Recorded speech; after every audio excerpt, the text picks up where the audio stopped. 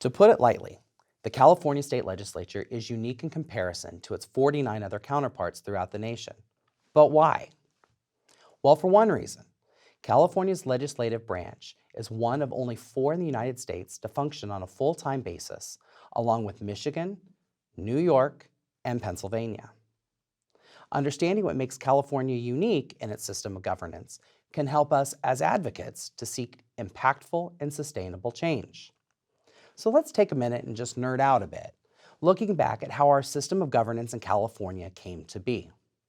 In 1966, incumbent California State Governor Edmund Pat Brown, a Democrat, endorsed Proposition 1A.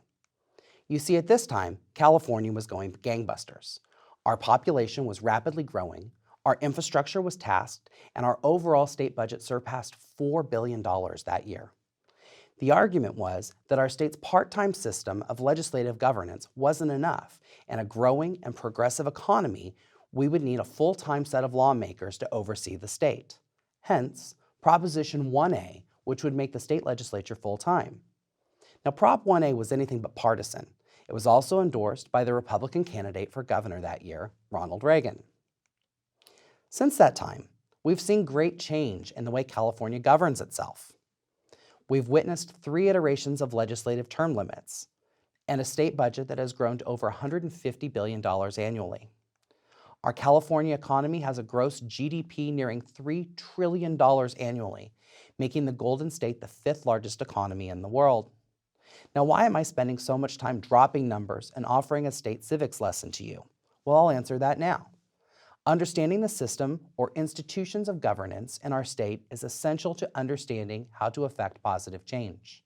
If we seek to make change or educate our law and decision makers, the impetus is on us to understand the tools of governance that have been given to them. So let's let the rubber hit the road and look at the fundamentals of our state government.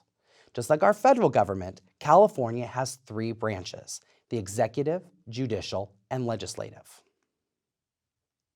The executive branch is the governor, who oversees our state agencies, boards, and commissions, and seeks to administer and implement the laws. The governor has oversight or a check over the state legislature in that all bills are signed or vetoed by the governor. The executive also has a check on the judiciary as the governor appoints judges. Governors are allowed to serve 2 4-year terms in California. Now let's briefly switch focus to California's judicial branch. The judicial branch of California administers our multifaceted court system. Now this system has several components, including 3 levels of courts: trial or superior courts, courts of appeal, and the Supreme Court. The state bar is also considered part of the judicial branch, as are the several branch agencies. The California court system serves as a check against legislative and executive powers by making sure those branches do not create laws that are in conflict with the state constitution. The judiciary also is responsible for seeing that laws are justly and equitably applied in all matters brought before the courts. And finally, let's switch our focus to the branch that we're really here to discuss, the legislative branch. Again, just like Congress, the California State Legislature is bicameral, or composed of 2 houses, the State Assembly and the State Senate. The California State Senate is the upper house of the legislature, comprised of 40 members serving 4-year terms. Each member of the State Senate represents approximately 950,000 Californians.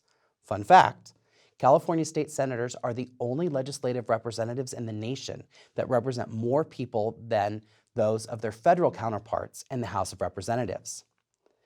Given the culture of the Senate and the smaller membership, this House is traditionally less partisan. This brings us to the California State Assembly, which is the lower house of the legislature. The State Assembly is comprised of 80 members, serving 2-year terms. Each member of the Assembly represents approximately 475,000 Californians. Given the fact that there are twice as many members of the Assembly, there are more representative voices to be heard. This leads to a greater representation in spectrum of politics, which makes the body inherently more partisan. Now in California, our legislative districts are not nested, meaning 2 assembly districts do not fit neatly into 1 Senate district despite their proportionate constituencies. Legislative districts are redrawn every 10 years, and it's not uncommon to see oddly configured geographic boundaries or gerrymandering take place. The state legislature also has its checks upon the other two branches of the state government.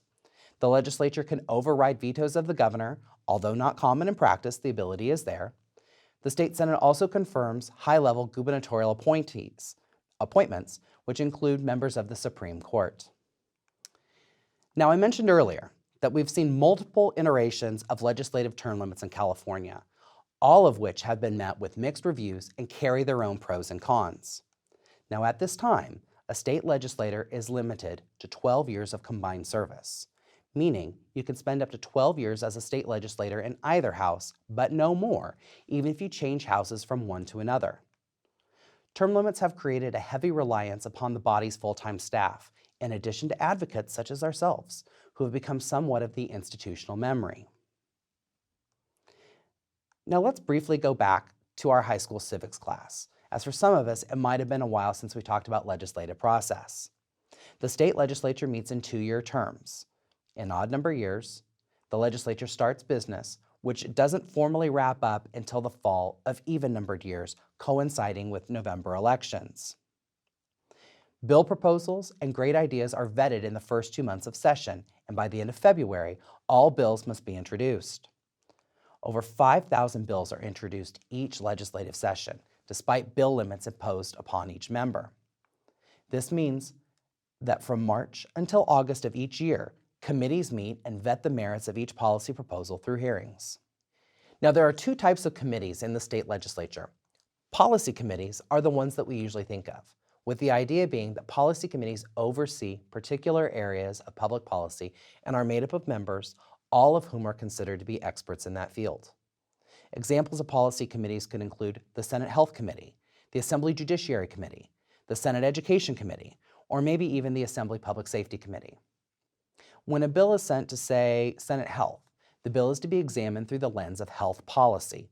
Other concerns, such as fiscal impact, are not meant to be considered at this time. Now, all bills start with a policy committee and must be heard by a policy committee in both houses. The other type of committee is a fiscal committee. The most common fiscal committee is the Appropriations Committee, which exists in both houses. All bills above a certain fiscal threshold must be heard by fiscal committees, although forecasting fiscal impacts can oftentimes be subjective and open to interpretation and partisanship.